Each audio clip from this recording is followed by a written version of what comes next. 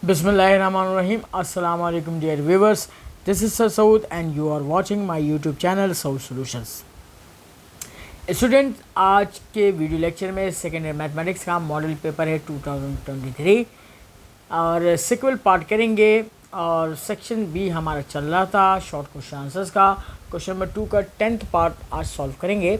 Bye using trigonometric identities और otherwise evaluate integral under root 1 plus cos 3x की power 3 dx। ये exercise number 6.3 से सवाल लिया गया है। अब इसको सॉल्व करने के लिए हम क्या काम करते हैं, हम लेट आई फॉर इंटीग्रेशन के बराबर लेंगे इसको, integral under root 1 plus 3x की पावर क्यूब। हम फर्स्ट ईयर में ये फॉर्मूला जानते हैं, 1 प्लस कॉस थीटा बराबर होता है 2 कॉस स्क्वायर थीटा बाई 2। अब देखिए ये पावर हाफ है, रूट का मतलब पावर हाफ, तो ये 3/2 पावर हो जाएगी आपकी, और अंदर इसके फॉर्मूला पुट करेंगे। अब यहाँ पे 1 प्लस कॉस थीटा था मगर यहाँ पे 3x है, तो इसको कर देंगे 2 कॉस स्क्वायर, एंगल क्या है थीटा की जगह 3x, तो 3x बाई 2 हो जाएगा। अच्छा अब ज़रा देखें, इस 3/2 पावर को इसके ऊपर और इसके ऊपर ब्रेक करेंगे, तो जैसे ही 2 की पावर 3/2 आएगा और इसके ऊपर आएगा पावर से पावर मल्टीप्लाई, तो 2 से 2 कैंसिल हो जाएगा, पावर 3 बच जाएगी।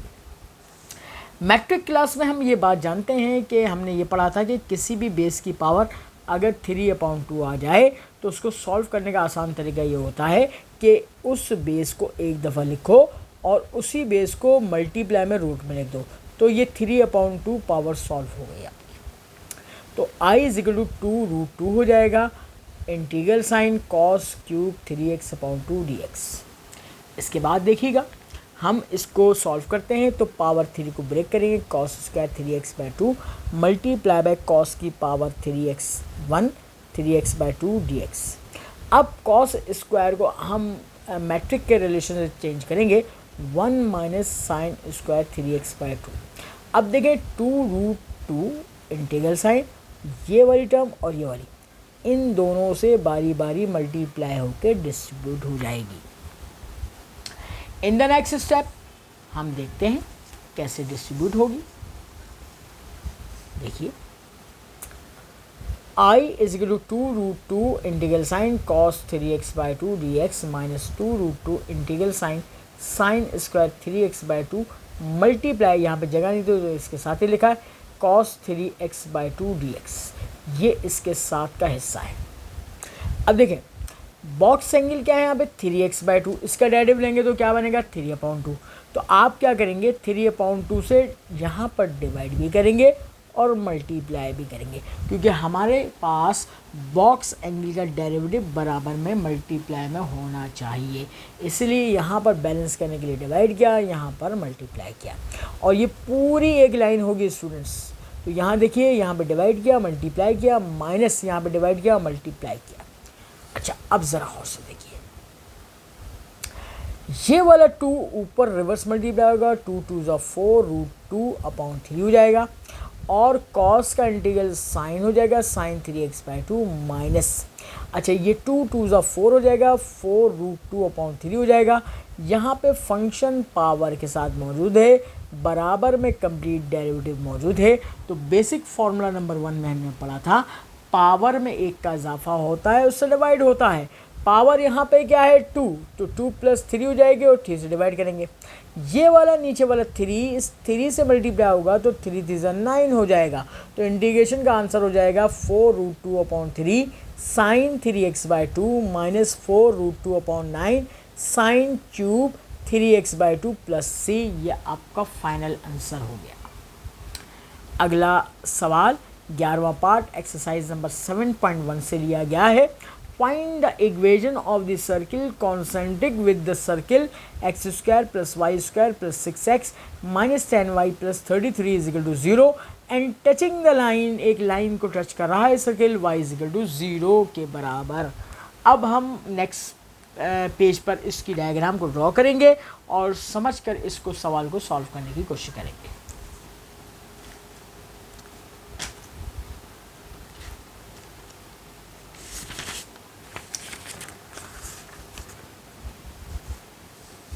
अब स्टूडेंट्स हम सबसे पहले इसकी डायग्राम ड्रॉ करते हैं। मैंने यहाँ पे दो सर्किल ड्रॉ किए। कॉन्सेंट्रिक सर्किल ऐसे सर्किल को कहा जाता है जिनका सेंटर सेम हो, ठीक है, और रेडियस डिफरेंट हो। तो बाहर वाला जो सर्किल है वो रिक्वायर्ड सर्किल है, अंदर वाला जो सर्किल ड्रॉ किया है गिवन सर्किल है। अच्छा, यहाँ से लेके यहाँ तक क्या होगा, रेडियस होगा, और ये सेंटर मैंने यहाँ पे लिख तो दिया अभी, मगर मैं आपको ये निकाल के दिखाऊंगा ये -3 और 5 कैसा आया। और ये बाहर वाला जो रिक्वायर्ड सर्किल है एक लाइन से टच कर रहा है, लाइन की इक्वेशन दी है y=0। अब ज़रा गौर से देखें, हम काम करना शुरू करते हैं। Given that equation of circle x² + y² + 6x - 10y + 33 = 0, equation number 1। इसको इसकी जनरल फॉर्म से कंपेयर करेंगे। It is of the form है x² + y² + 2gx + 2fy + c = 0, equation number 2। Comparing 1 और 2 करेंगे। यहाँ पे देखिए 2g बराबर 6 के हो जाएगा और 2f बराबर -10 के हो जाएगा। 2 3 6 हो जाएगा, g की कीमत निकल आई।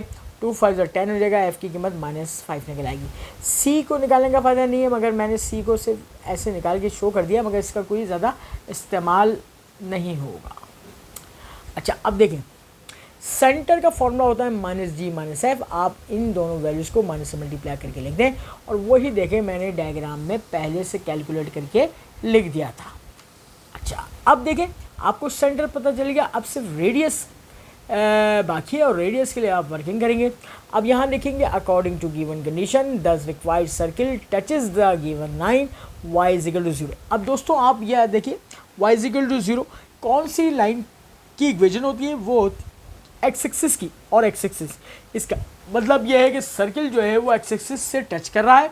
याद रखिएगा कंडीशन ये कि अगर जब भी सर्किल आपका एक्स एक्सिस को टच करेगा तो रेडियस एफ के बराबर होगा।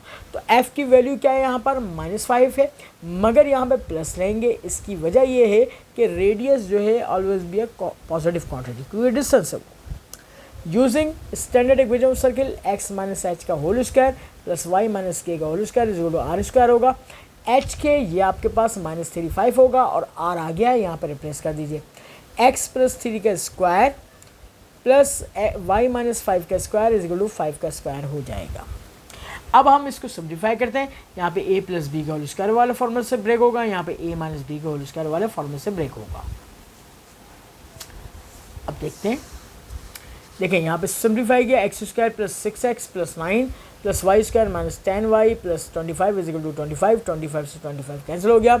इसके बाद इसको अरेंज कर लें, x² + y² + 6x - 10y + 9 = 0। ये आपके पास रिक्वायर्ड इक्वेशन ऑफ सर्किल आ गई। अब आगे बढ़ते हैं 12वें पार्ट की जानिब। कह रहा है find the distance between the directrices of the ellipse. ये एक्सरसाइज नंबर 8.2 से सवाल लिया गया है। अब यहाँ पे देखें कि 9x² + 13y² = 117। आप इसको 1 बनाने के लिए क्या करेंगे, 117 से डिवाइड कर देंगे। तो जब डिवाइड करेंगे तो इसकी ट्रिक बता रहा हूँ कि y² का कोफिशिएंट इसके नीचे आएगा, x² का कोफिशिएंट इसके नीचे आ जाएगा। तो x² / 13 + y² / 9 = 1 बन जाएगा, and this is called your equation number 1। इसके साथ ही आप लिखेंगे it is of the form x² / a² + y² / b² = 1, equation number 2। अब आप एक काम करेंगे कि कंपेयरिंग 1 और 2 करेंगे, तो a² की कीमत 13 हो जाएगी, b² की कीमत 9 हो जाएगी। अब c निकालने के लिए फॉर्मूला होता है √a² - b²। a² है 13 - 9 क्या हो जाएगा 4, और 4 का स्क्वायर है 2। c की वैल्यू डायरेक्ट आ गई 2। हम एसेंट्रिसिटी मालूम करेंगे पहले। c/a फॉर्मूला होता है, c की वैल्यू आई 2, a की वैल्यू क्या है, a² है 13, तो स्क्वायर को उधर शिफ्ट करेंगे तो √13 हो जाएगा, a की वैल्यू √13। इसके बाद हम आगे बढ़ते हैं।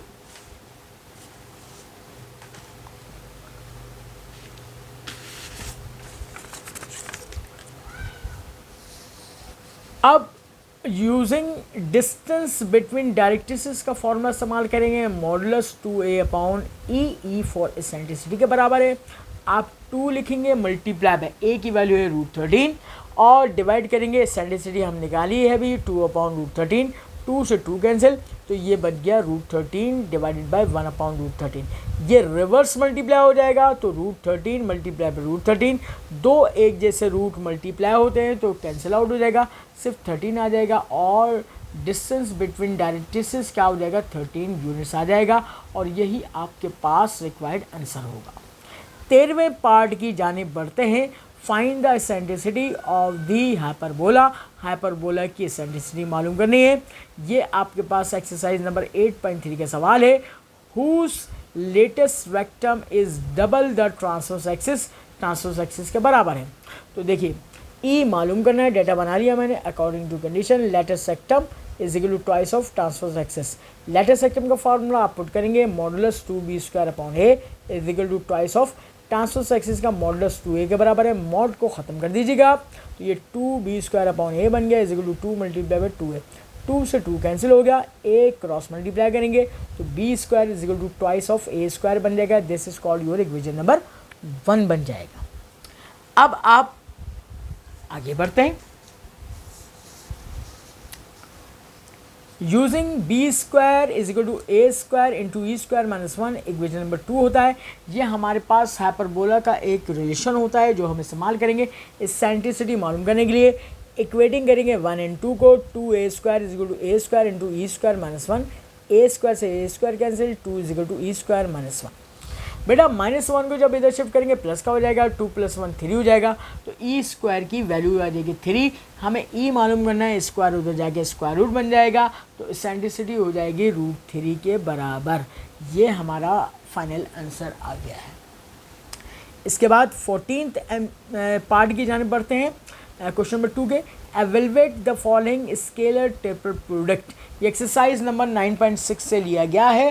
अब आप देखें ये बहुत ही आसान सा सवाल पूछा गया आपसे। सोल्यूशन आपने ये असल में मैथ्स में डिटरमिनेंट को शो करता है तो आप डिटरमिनेंट लगाएंगे। यहाँ पे k है तो यानी कि i और j एब्सेंट है तो 0 0 और 1 लिखेंगे।